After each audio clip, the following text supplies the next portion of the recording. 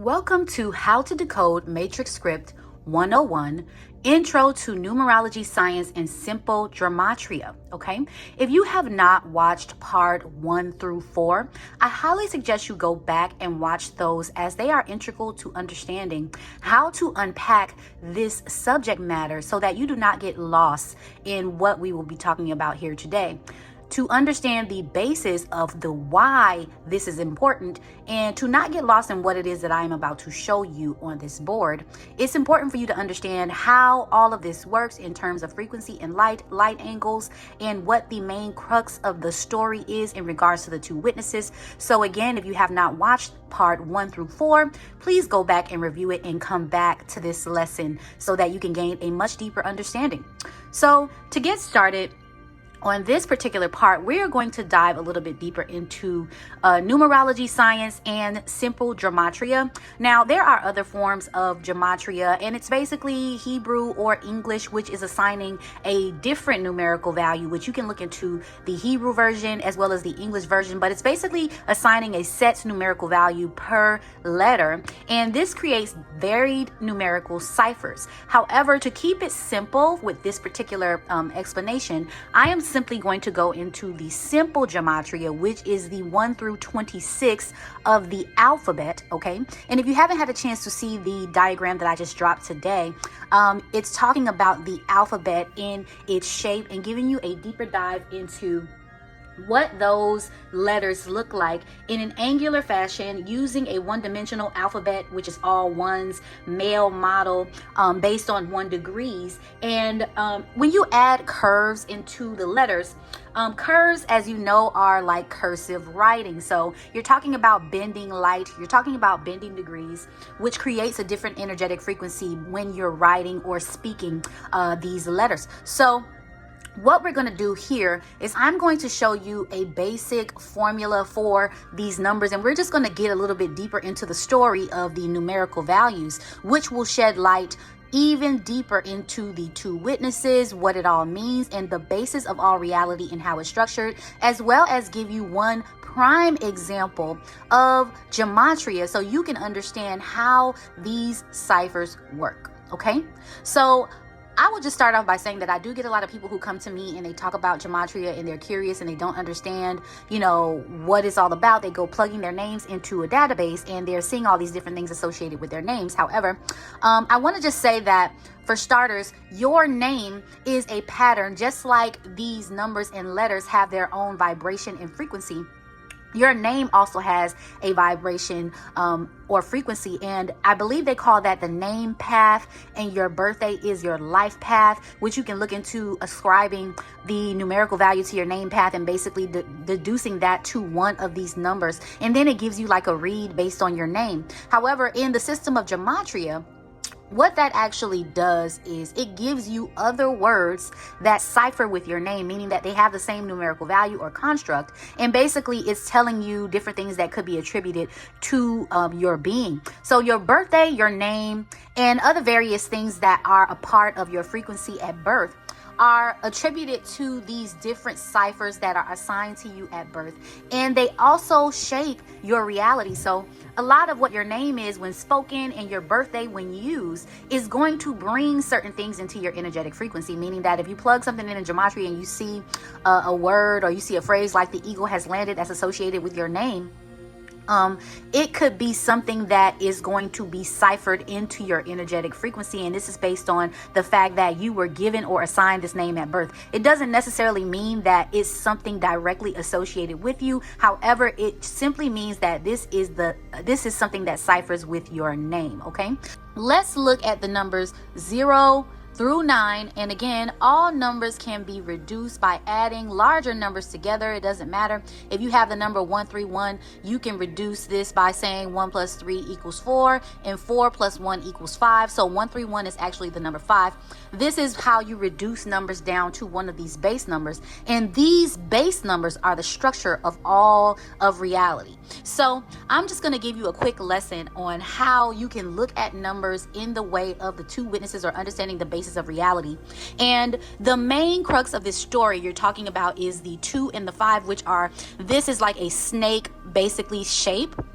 And you're talking about the twins or the two witnesses or the twin snakes. I don't know if you've ever read, there's a book called The Cosmic Serpent by Jeremy Narby.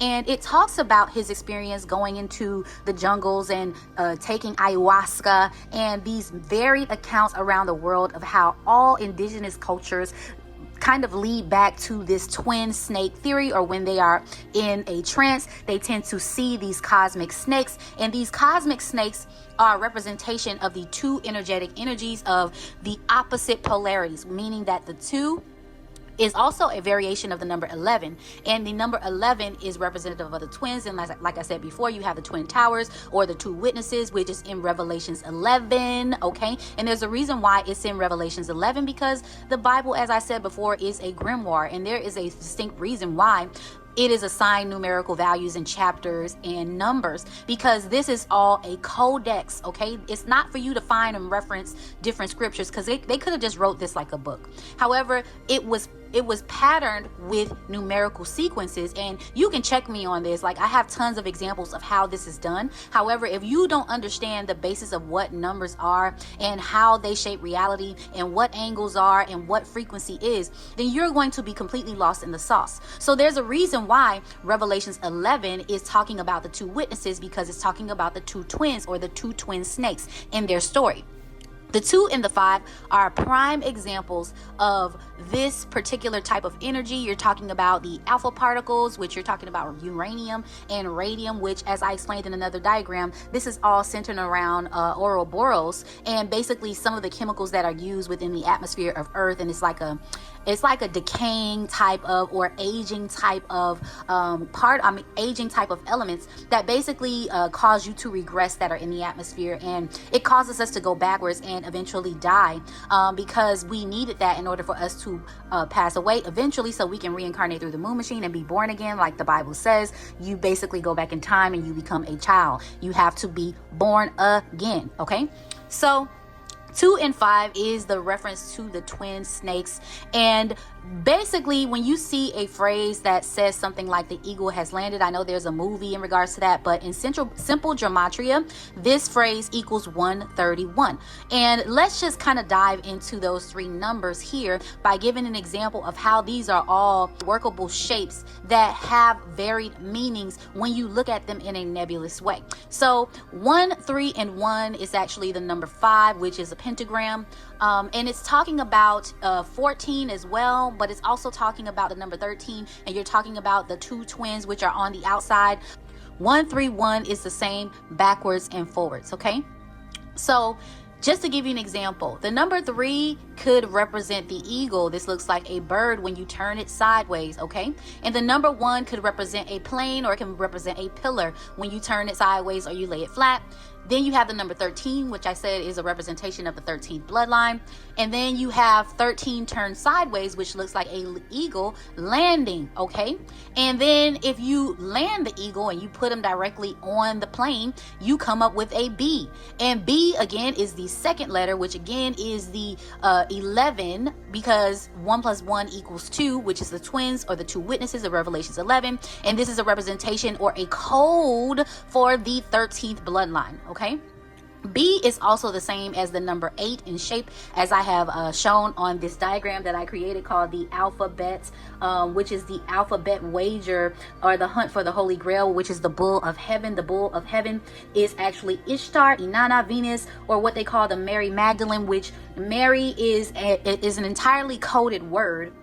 If you're looking at it in the sense of the numbers, letters, and shapes, that the word Mary, and that's the reason why she is called Mary in the Bible, because M is the 13th letter. So you're talking about the 13th bloodline. Then you have the A, which is the first letter, which is the pentagram.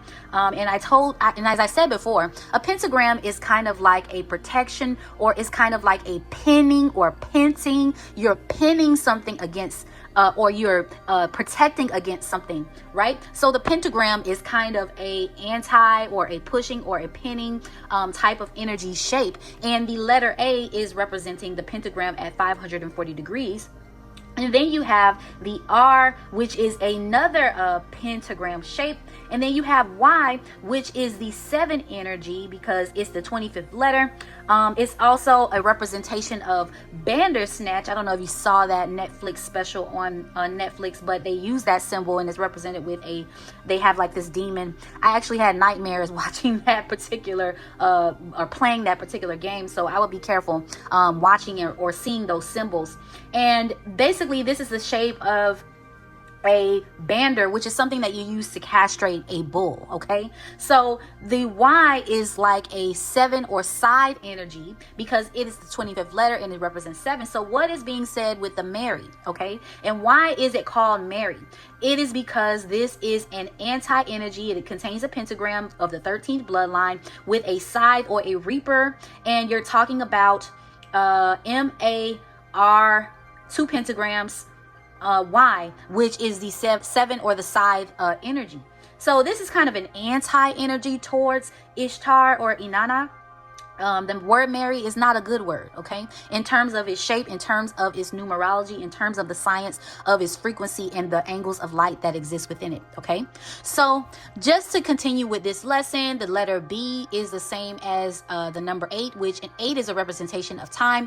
The number 8 is also 2 sevens put together, but it's also 2 inverted pyramids, and I have explained this in extreme detail on this page in regards to the 2 inverted pyramids and how they represent quantum superposition of the womb space and the phallus of a male and female, or a representation of sexual intercourse, or it's talking about quantum superposition and binary code, which is ones and zeros, or the building blocks of all creation, or how to bring in life through these 2 particular shapes within the realm, which I will plug in a couple of videos, screenshots of videos that you can go back and watch those particular things. But when you talk about the 8, you're talking about the hexagram, or you're talking about time, and you're talking about the loop or the twisted of the womb, which is the circle that is twisted into a knot. And the 7 energy is basically going to slip that knot, or it's going to get rid of it. And you need the side energy, or these 2 witnesses that represent this energy, to kind of get rid of it. And again, as I said in the last video, the 6 is the yin energy, or the divine feminine. Then you have the 9 energy here, and together they're going to end time. Okay, and this is why this is positioned in this way. It's very specific. Actually, if you take the number 7 and 8 equals the number 15, and again the number 15 is also 6 plus 9 equals 15. So you're talking about yin and yang math, and 1 plus 5 equals 6, which brings you right back to the 6 energy, which is the divine mother energy.